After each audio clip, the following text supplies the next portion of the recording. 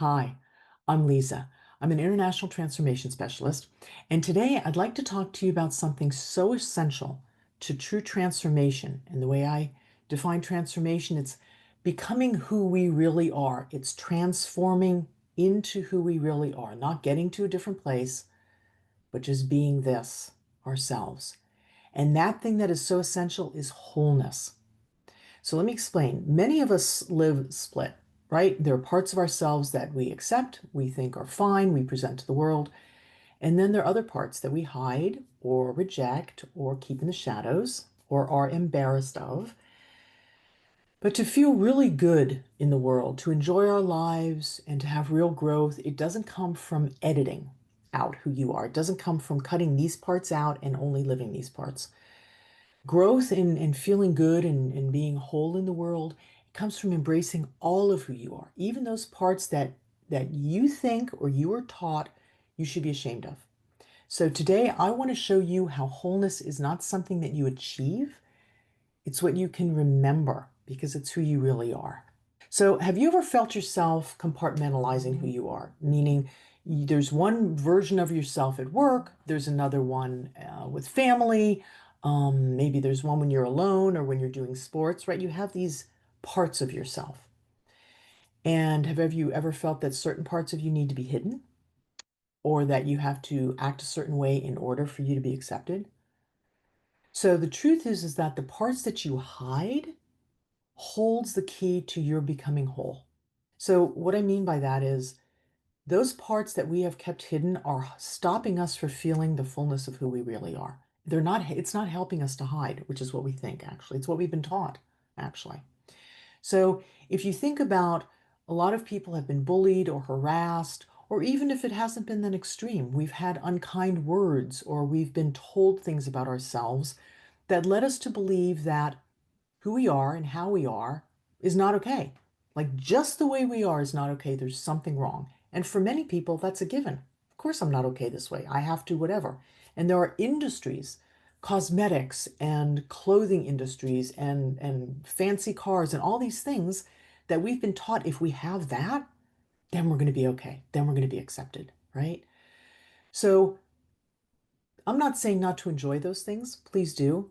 But the reason that you're doing it is important. Are you doing it from a place of joy and because you want to enjoy these things? Or are you doing it because you think if you have these things or you show up that way, then you're going to be okay. Then you're going to be accepted. Then you will finally be all of yourself in the world. And I want to talk about how embracing all of who you are as you are without any other accoutrements, that's the way to become whole. Okay. So let's start with clarity. So clarity is naming those parts that you've hidden, right? It begins with recognizing the parts of yourself that you've pushed away, those messy parts or maybe wild parts or tender parts, right? I know when I was younger, I was really embarrassed that I was a little bit like Winnie the Pooh, very uh, kind of cute, not always on point, but really loving, right? And you know those parts of yourself well, right? And maybe you avoid thinking about those parts, or you don't even want to go there. Or maybe you're not even familiar with them, but you just know there's something that's not okay. There's something you need to hide. So I'd like to invite you in getting clear is to look at some of those imperfections, right? For me, there are for me, there are numerous imperfections. Um, those are areas that are not my strong points, that maybe trip me up, or they appear to be less than for others, right? So just give you an example in my own world, I flip numbers around. Okay, so what that means is with words, they call it dyslexia. I don't know if they call it that way with numbers.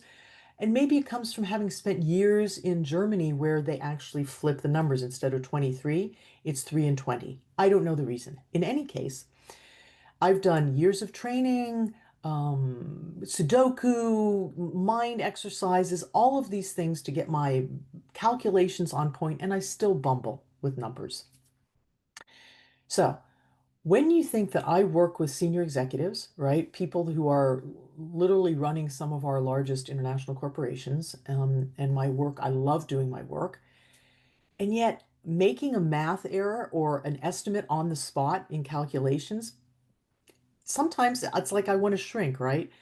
But the truth is that that's part of me. It's part of my makeup. It's who I am. And I have other strengths. Otherwise, I wouldn't be working with these people and doing the work that I love to do, right? So doing math on the spot is not one of my strengths. Wholeness requires accepting that. And I do that. I actually do that. And I'm going to get to that in a minute, what I actually do in those situations. Okay. So let's talk about ownership. And that is choosing to welcome all of you. Ownership means taking responsibility for every part of who you are, not just the polished, acceptable versions that you want to show the world, but it's saying, even those parts that I've hidden, they are worthy of love and they're worthy of attention. If you think about of a child that you love, or even an adult who's very special to you. And when you think of them, I'm sure you can think of some little quirks or something that they're not good at or they struggle with, right?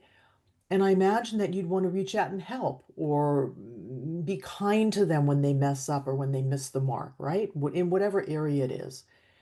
Those attributes don't make you love them less, and it doesn't make them less lovable, right? And the same goes for you. So you can learn to do that for yourself. That you have these parts of you that aren't polished and perfect, thank goodness, makes you who you are. And you can welcome those pieces, those parts of yourself.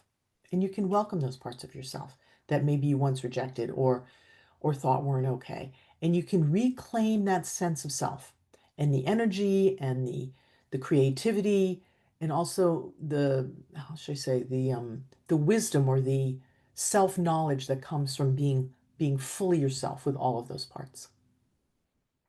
So let's talk about resolution. Resolution is healing the wounds of self-rejection, right? So resolution happens when you stop trying to fix those parts of yourself. You stop ostracizing those parts of yourself, but instead you choose to understand them. If there are areas that you want to strengthen, like I did with my math issues, then do that. And still, as I said, I still have those challenges. And then you accept them, right? So every hidden part of you is a facet of you, and it may serve you, maybe even if it doesn't show up that way as serving you, like with my flipping of numbers. But whatever it is, it's part of who you are, right? And so if you think about when I've worked in schools and worked with people who have been bullied, it's really important that not only the person who's been bullied, but also the person who's doing the bullying gets support. And in this case, you're doing both to yourself, right? You're the person who's being subjected to pulling parts of yourself away, and you're also the person who's doing that to yourself. So you get to treat all of yourself with kindness and not tear yourself down, but accept yourself, your whole self. And that's what's really being called for here. And when you meet those parts with compassion, you begin to heal those wounds of shame and fear and disconnect, right? You can say, so I flip numbers, right? You can be factual with it and kind and gentle with it instead of beating yourself up or feeling shameful about it. That's resolution. So let's look now at excellence, and that is living from integrated strength.